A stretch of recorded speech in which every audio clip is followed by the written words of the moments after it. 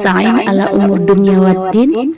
Assalatu wassalamu ala asrafil anbiya wal mursalin wa ala alihi wa sahbihi ajma'in. Amma ba'du. Pertama-tama, tidak bosan-bosannya kita ucapkan puji dan syukur kita kepada Allah Subhanahu wa Ta'ala yang dengan karunia-Nya dan rahmat-Nya memberikan kita semuanya kesempatan untuk hadir di tempat ini. Tidak lupa pula salawat serta salam kita hadiahkan kepada Nabi besar kita Muhammad SAW beserta keluarganya dan sahabat-sahabatnya dan kaum muslimin dan muslimat yang dirahmati Allah. Semoga kita semua mendapatkan syafaatnya dan mendapatkan petunjuk hingga hari kiamat nanti. Amin Allahumma amin. Alhamdulillah Rabbil Alamin. Terima kasih yang sudah hadir mengikuti kultum pagi ini di Sahabat Kultum Insani SKI frekuensi 141,640 MHz dan rekan-rekan yang ada di Charlie Hotel 024 Nada dan Dakwah. Begitu juga rekan-rekan yang ada disambungkan ya dengan Zelo Nada Sahabat Indonesia ya. Salam silaturahmi dari Sumatera Utara. Saya selaku moderator Arianti Nasution mengucapkan jazakumullah khairan katsiran. Adapun isi tausiah pagi ini berjudul larangan meminta dengan cara paksa. Untuk Pak Ustadz kami persilahkan dengan segala hormat. Subhanallah, langsung dipancarluaskan ke Nada Sahabat Indonesia. Subhanallah, baik. Baik, terima kasih. Kita enggak ke Sahabat Nada Indonesia. Oke, bahasnya banyak di sana. Oke. A'udzubillahi minasyaitonirrajim. Bismillahirrahmanirrahim. Innal hamdalillah wa syukrillah binimatillah. Asyhadu an la ilaha illallah wahdahu la syarikalah wa asyhadu anna Muhammadan abduhu wa rasuluh. Fa ya ibadallah ittaqullaha haqqa tuqatih wa la tamutunna illa wa antum muslimun. Wa qala ta'ala fil Qur'anil Karim. A'udzubillahi minasyaitonir rajim. Bismillahirrahmanirrahim. Lil fuqara'il ladzi uhsiru fi sabilillahi la yastati'una darfan fil ardi yasabuhumul jahilu agniya'a minat ta'afaf ta'rifuhum bisimahum la yas'alunan nasa ihlafan wa ma tunfiqu min khairin fa innallaha bihi alimun alayah. Terima kasih kepada seluruh SKI.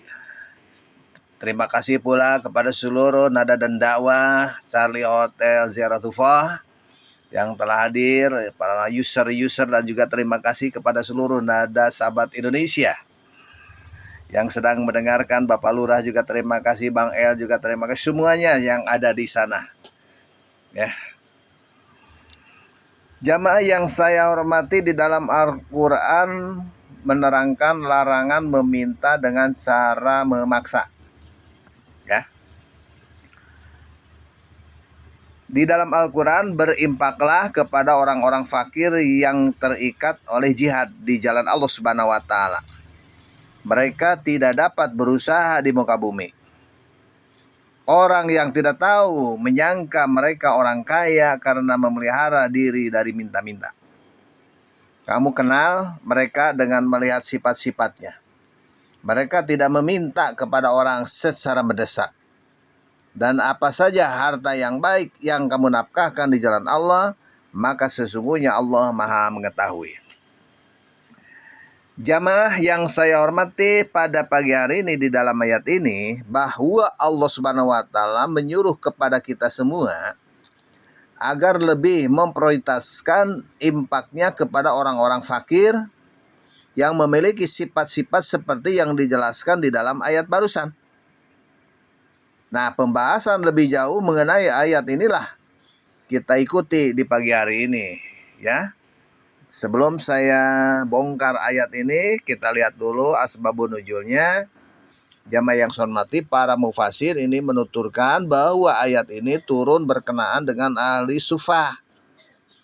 Ahli sufa itu yaitu kaum muhajirin, jamaah yang hormati, yang fakir. Jadi mereka jumlahnya ada 400 sekian.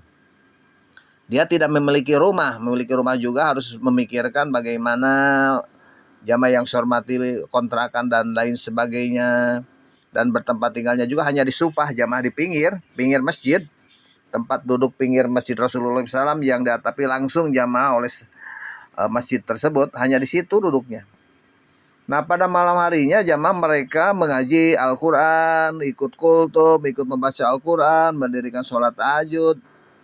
Nah, sedangkan pada siang hari mereka melaksanakan saum, begitu jamaah. Mereka pun senantiasa berjihad bersama Rasulullah SAW, mendukung jamaah yang sholat. Nah, mereka inilah jamaah orang-orang fakir yang disebut sifatnya di dalam ayat tadi. Walaupun dia jamaah yang sholat tidak meminta, tetapi kita harus perhatikan hidupnya sederhana. Ya, mereka lah kaum muslimin diperintahkan untuk memberikan impaknya jamaah yang hormati. Bagaimana Rasulullah SAW jamaah? Dia berdiri memperhatikan ahli supah duduk, berdiri dia melihat aja. Coba jamaah yang hormat terbayang di dalam benak ya beliau kepakiran, kepayahan dan ketulusan hati mereka. Dia keadaannya seperti itu, tidak seperti kita. Rumahnya ada, fasilitas rumahnya juga cukup komplit. Jamaah yang hormat mau ada tinggal nyuruh pembantu, tinggal menggunakan listrik. Kalau dia enggak. Tetapi dia tidak meminta-minta jamaah. Di sini kita harus jeli. Absiru ya ashabu sufah. Paman baqiya min ummati ala na'tillati antum alaihi radiya bima fihi fa innahu min miro faqoi yaumal qiyamah. Itu jamaah yang hormati, di dalam salah satu hadis yang mengatakan bahwa Nabi Muhammad SAW bergembiralah kalian wahai ahli sufah. Begitu. Ya. Siapapun yang memiliki sifat seperti kalian ini dan ridho atas kenyataan yang Anda laksanakan, jalani pada saat ini, ia termasuk temanku pada hari kiamat. Subhanallah. Kan kadang-kadang orang masuk aralnya, nah hirup tete jika batur mas segala ayat segala nyampak hari orang bet kieu itu. Padahal tidak seperti ini jamaah. Jamaah yang saya hormati, perintah berimpak kepada orang fakir. Jadi orang-orang yang secara ikhlas dia mengeluarkan hartanya untuk menolong orang-orang fakir akan mendapatkan pahala yang sangat besar jamaah yang saya hormati dari Allah Subhanahu wa taala. Semampunya kita jamaah ya sasiereun sabeunyereun kumpulkeun jamaah. Berapa banyak sahabat insani jamaah yang sama SKI di sini ada 100 lebih jamaah yang saya hormati. Jikalau satu orang saja 10.000, subhanallah, bisa menutup jamaah kebutuhan-kebutuhan orang yang sangat membutuhkan. Tetapi bukan berarti SKI akan memberi jamaah yang saya hormati apa yang saya baca disampaikan. Hanya sekedar SKI ini akan memberikan pancingan jamaah yang saya hormati. Daripada diberi lauk, mending diberi pancingan. Begitu maksudnya. Nah, di dalam ayat inilah jamaah mengapit surat Al-Baqarah ayat 273 menjelaskan tentang pahala yang akan diterima oleh orang-orang yang mengeluarkan hartanya sebagai impak jamaah yang hormati kepada orang yang membutuhkan modal tersebut. Nah, untuk usahanya. Wa ma tunfiqu min khairin yuwafa ilaikum wa antum la tudlamun. Dan apa saja harta yang baik yang kamu nafkahkan ini secara niscaya kamu ini akan diberi pahalanya dengan cukup. Dan kamu sedikit pun tidak akan dianiaya, dirugikan. Nah, ini SKI jamaah yang saya ingin mendirikan seperti ini. Maksudnya ingin memagar jamaah yang saya hormati, rentenir jamaah yang saya hormati jikalau ada kesepakatan SKI semuanya. Ya, jangan sampai anggota SKI ini jatuh kepada jamaah yang saya hormati rentenir, Bang Emo, sampaikan ke misalnya pinjam uang air 100 menjadi 1 juta. SKI ingin sekali saya mendirikan seperti itu jamaah yang saya hormati. Tapi mudah-mudahan dengan niat yang baik ini akan terwujud jamaah. Ya. Karena ini bukan niat jelek, jamaah, niat bagus. Jamaah yang saya hormati, di dalam firman Allah Subhanahu wa taala, alladzina yunfiquna amwalahum bil-lail wa nahar syira wa alaniyah falahum ajruhum inda rabbihim wala khaufun alaihim walahum yahjanun. Orang-orang yang menafkahkan hartanya di malam siang, jamaah yang saya hormati, malamnya, siangnya, jamaah ini secara tersembunyi, ya, tidak dilihat orang atau terang-terangan, maka mereka akan mendapatkan pahala di sisi Tuhannya. Tidak ada jamaah kekhawatiran terhadap mereka, dan tidak pula mereka bersedih hati nanti, jamaah yang saya hormati. Ya, mau sembunyi-sembunyian, mau terang-terangan, boleh-boleh saja. Jamaah yang saya hormati pada pagi hari ini, nah, 2 ayat inilah merupakan kabar gembira dari Allah Subhanahu wa taala kepada kaum muslimin tentang besarnya pahala infak yang tidak, jamaah yang sebenarnya, terperi. Waduh, subhanallah. Allah Subhanahu wa taala akan mencabut kekhawatiran, ketakutan, kesedihan hati dari orang-orang yang berinfak dengan ikhlas. Jangan khawatir, harta kita diinfakkan habis, jamaah yang saya hormati, bahkan akan bertambah dan akan menyelamatkan kita. Siapa saja yang oleh Allah Subhanahu wa taala dihilangkan kekhawatiran dan kesedihan dari hatinya, maka mereka akan termasuk orang-orang yang beruntung, jamaah yang saya hormati. Kita lihat, jamaah yang saya hormati, dalam salah satu hadis juga mengatakan, nujilat fi Ali bani Abi Thalib kanat salahu arba'atu darahima fa anfaqo bilail dirham wa binahari dirham wa syiro dirham wa alaniyatu dirham. Nah, jadi ayat tersebut turun, jamaah, berkaitan dengan siapa Ali bin Abu Thalib. Jamaah mempunyai 4 dirham. Ali menginfakkan 1 dirham pada malam hari, 1 dirham pada siang hari, 1 dirham secara diam-diam, dan 1 dirham secara terang-terangan. Subhanallah, jamaah. Jamaah kultum yang saya hormati, di pagi hari ini, sifat-sifat orang fakir di dalam surat Al-Baqarah ayat 273. Ada 5 sifat yang menjadi karakter jamaah yang saya hormati ahli sufah. Apa? Orang fakir yang lebih berhak untuk diberi infak. Nah, sifat-sifat inilah jamaah yang saya hormati kita kenal, ya. Dia tidak meminta dan tidak memaksa, tapi wajib kita bantu, ya. Nah, terikat di jalan Allah Subhanahu wa taala maksudnya adalah mereka. Oke, terima kasih. Jamaah yang saya hormati, yang kedua, tidak bisa mencari nafkah. Mereka tidak bisa bepergian untuk berdagang atau mencari penghidupan. Kenapa? Karena memang sudah tua, sakit-sakitan, atau takut sergapan musuh dan lain-lainnya. Tidak bisa kemana-mana, jamaah yang saya hormati. Tetapi kehidupannya ini membutuhkan, tapi keadaannya sudah reyot. Yang ketiga, memelihara diri dari perbuatan-perbuatan yang hina, dan menjauhkan diri, jamaah yang saya hormati, dari sifat tamak atau apa-apa yang dimiliki oleh orang lain. Karena memang mereka tidak meminta-minta dan tidak menuntut belas kasih, jamaah. Saya tidak mau dikasihani, ari gengsi nama aya, jamaah, tapi kebutuhannya gede, begitu. Tapi rek menta era, da boga harga diri. Nah, orang yang tidak mengetahui kondisi mereka ini sesungguhnya, atau menyangka bahwa mereka adalah orang berkecukupan, disangka nama cukup kurang, maka saya suruh pay terus, jamaah yang saya hormati, berbagai cara, ya. Walaupun tidak ketemu, tapi saya banyak penggawa-penggawa, banyak jamaah yang saya hormati, yaitu intel-intel saya, ya. Jangan dikhawatirkan kalau saya tidak berhadapan dengan orang yang bersangkutan, tapi ada jamaah yang saya hormati yang menyampaikan. Nah, laisal miskin bi'adha tawafilati turadduhu tamrotu wa tamrotani wal lukmati wal aklatani.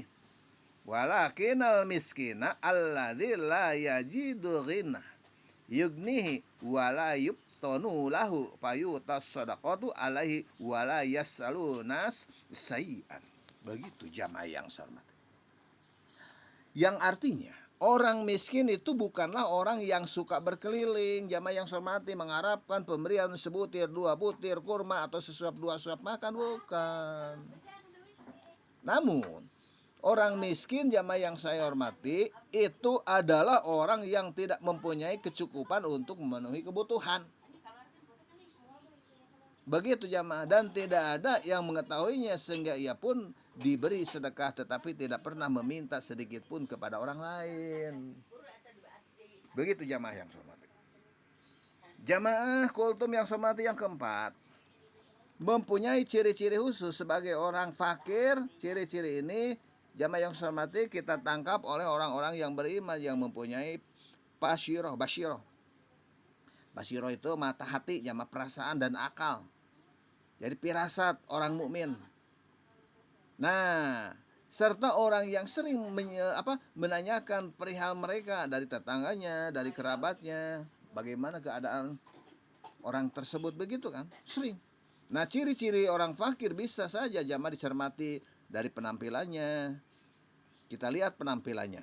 Seperti tubuh yang kurus, pakaiannya yang lusuh. Tetapi hal itu jamaah bukan merupakan petunjuk yang pasti. Sebab bisa saja jamaah mereka mengenakan pakaian yang layak. Bisa saja. Kadang-kadang jamaah orang yang mampu punya mobil juga bisa saja jamaah papaehan, bajuna butut, pakai kancing nar, itu bisa saja. Yang kelima, tidak pernah meminta sama sekali atau tidak pernah meminta secara paksa. Cikatu lamun teu dibere dan lain macam-macam, tidak. Bukan seperti itu.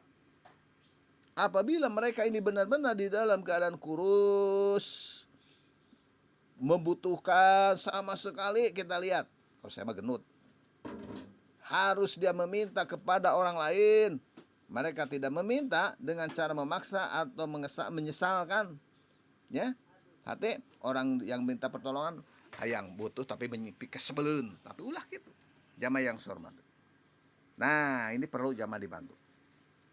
Yang terakhir, larangan meminta-minta dengan cara memaksa sesuai dengan tema yang tadi. Jamaah yang saya hormati, di dalam surat Al-Baqarah ayat 273, Allah Subhanahu wa taala memberikan larangan secara tersirat kepada kaum muslimin dari perbuatan meminta-minta. Tidak boleh. Kita sebagai muslim tidak boleh meminta secara paksa. Karena Allah Subhanahu wa taala berfirman, la yasaluna sailafa, mereka tidak meminta kepada manusia dengan cara mendesak. Nah, selaras dengan larangan tersebut, maka Nabi Muhammad SAW mengatakan, la ayakhudha ahadukum hablahu fayati bi khuzmati minal hatabi ala dhuhrin. Begitu jamaah yang saya hormati. Nah, jamaah yang saya hormati pagi hari ini, seseorang yang membawa tali temali, lalu dia kembali dengan membawa seikat kayu bakar di punggungnya. Begitu jamaah. Kemudian dia menjual seraya menjaga kehormatan diri adalah lebih baik ketimbang meminta-minta kepada orang lain, baik diberi ataupun tidak. Nah, jadi ini jamaah yang saya hormati, mawa tali terus ka leuweung ngabeungkeut suluh eta dijual. Atau daun waru dijual, apa saja dijual, jamaah naon pemilik dijual, itu lebih mulia jamaah daripada meminta. Yang terakhir, bagaimana kata Nabi Muhammad SAW, innallaha yuhibbul ghaniyal halimul muta'afif wa yabghadul badiyal fajiras sa'ilal malih. Sesungguhnya Allah mencintai orang yang kaya, penyantun, dan menjaga kehormatan diri. Dia membenci orang yang perkataan keji, durhaka, dan meminta-minta dengan cara memaksa. Nah, 2 hadis inilah jamaah yang saya hormati menunjukkan bahwa meminta-minta ini adalah perbuatan tercela. Sesungguhnya orang-orang yang berakal jamaah selalu berlaku ikhlas kepada Tuhannya. Kenapa? bersikap qanaah. Qanaah itu jamaah yang saya hormati artinya rela menerima apa saja yang diberikan oleh Allah Subhanahu wa taala. Begitu jamaah yang saya hormati. Adalah lebih baik dia daripada meminta-minta qanaah.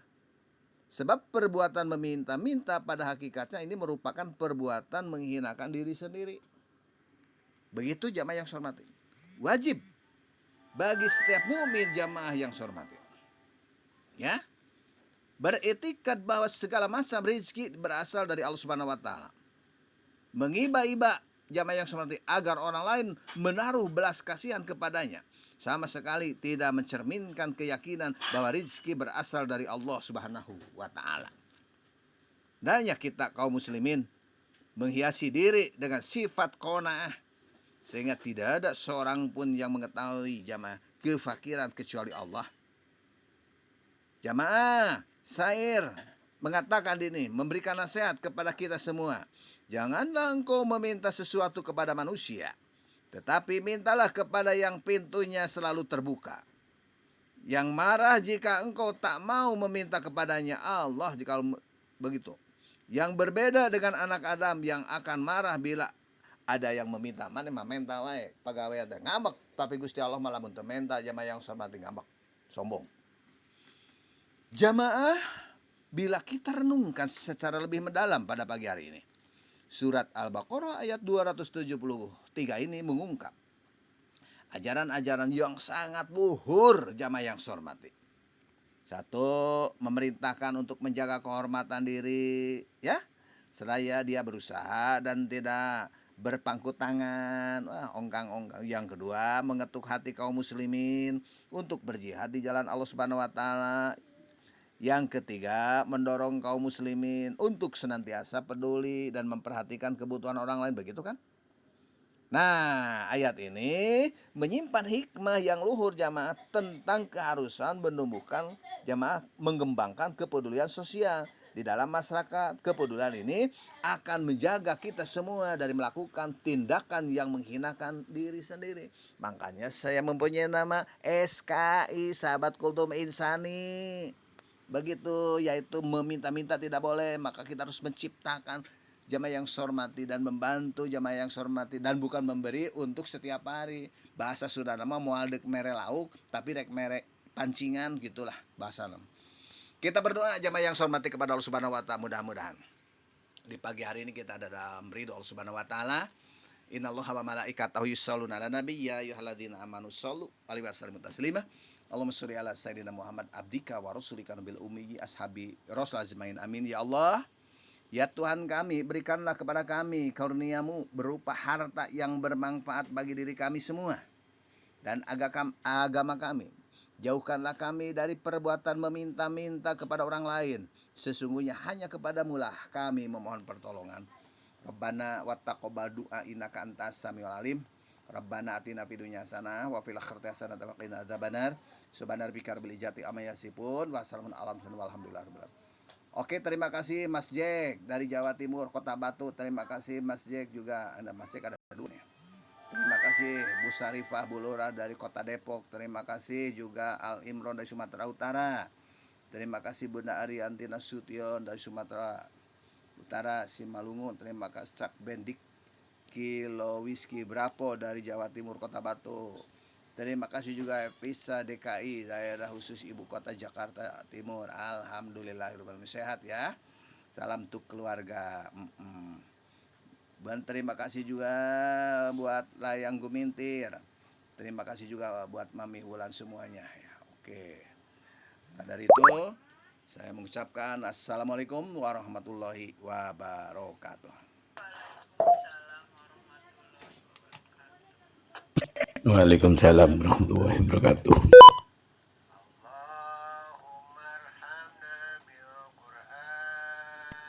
Ya, waalaikumsalam warahmatullahi wabarakatuh. Alhamdulillahirrabbilalamin. Acara tausiah disampaikan oleh Pak Ustadz Yahya berjalan dengan baik dan lancar.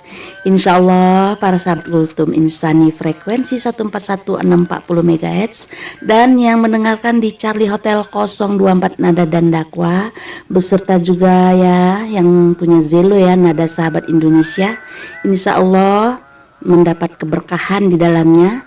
Dan apa yang disampaikan oleh Pak Ustadz Yahya tadi tidak bisa udah kita terapkan di kehidupan kita sehari-hari ya, insya Allah bisa kita lakukan. Tak luput pula saya pribadi dan Pak Ustadz Yahya mohon maaf apabila ada dalam acara ini terdapat kesalahan atau kekeliruan kami dalam mengucapkan kata-kata. Kami mohon maaf. Jazakumullah khairan kasiron, wabillahi taufiq wal hidayah. Assalamualaikum warahmatullahi wabarakatuh.